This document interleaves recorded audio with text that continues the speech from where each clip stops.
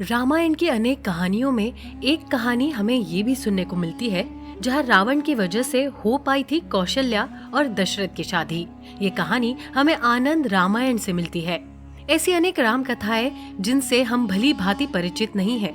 आज हम बात करने वाले हैं ऐसी ही एक अनसुनी कहानी से जुड़ी राम के जन्म और रावण से। पूरी कहानी जानने के लिए बने रहिए हमारे साथ। और अगर आप हमारे चैनल पर नए हैं तो चैनल को सब्सक्राइब अवश्य करें और नीचे दिए घंटी के बटन को दबाना ना भूलें ताकि हमारे नए अपडेट्स आपको मिलते रहे। कहा जाता है कि रावण को ज्योतिष शास्त्र पर बहुत विश्वास था और वो अक्सर अपनी कुंडली दिखाया करता था। एक बार ब्राह्मणों ने रावण को चेतावनी देते हुए कहा कि कौशल नरेश दशरथ और कौशल्या देवी की होने वाली संतान के हाथों उसकी मृत्यु होने की संभावना है। ये सुनकर रावण तेश में आ गया और उसने ये फैसला किया कि वो इन दोनों की शादी होने ही नहीं देगा, लेकिन जाने अनजाने वो ही इनके विवाह का जरिया बना। इस समय तक दशरथ और कौशल्या की शादी संपन्न नहीं हुई थी। रावण ने उनके विवाह से पहले ही कौशल्या का अपहरण कर लिया और उसे समुद्र के बीचों बीच एक द्वीप में कैद कर दिया। नारद जी ने ये बात दशरथ जी को बता दी। दशरथ महाराज को ये बात मालूम चली तो वो अपनी सेना समेत कौशल्या को ढूंढने चले गए, पर इस बात की भनक रावण को लग गई और उसने अपनी पूरी असुरी सेना उनसे लड़ने के लिए भेज दी। इस लड़ाई में दशरथ की पूरी सेना समाप्त हो गई, पर दशरथ किसी तरह बच निकले। जब कौशल्या तक पहुंचने का कोई साधन नहीं मिला तो वो कई दिनों तक एक लकड़ी की तख्ती के सहारे समुद्र में तैरते रहे। इसी दौरान दशरथ पर एक नाग ने हमला किया। नाग उन्हें निगलने ही वाला था कि तभी गिद्धराज जटायु वहां पहुंच गए और उन्होंने दशरथ को बचाया। उस दिन से जटायु और दशरथ की गहरी दोस्ती हो गई।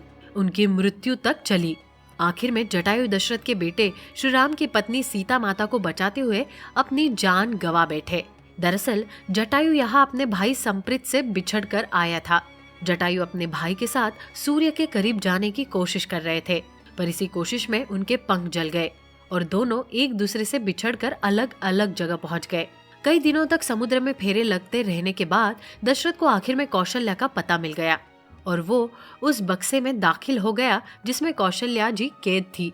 उधर रावण ये सोचकर मन ही मन प्रसन्न हो रहा था कि उसने दशरथ और कौशल्या दोनों को पानी में डुबो दिया और अब वो दोनों कभी नहीं मिल पाएंगे। रावण तुरंत ब्रह्मा जी के वहां पहुंचा और उनसे कहा कि उसकी मौत भी भविष्यवाणी उसने झूठ साबित कर दी है और उन्होंने ब्रह्मा जी के लिखे हुए भाग्य को बदल दिया है।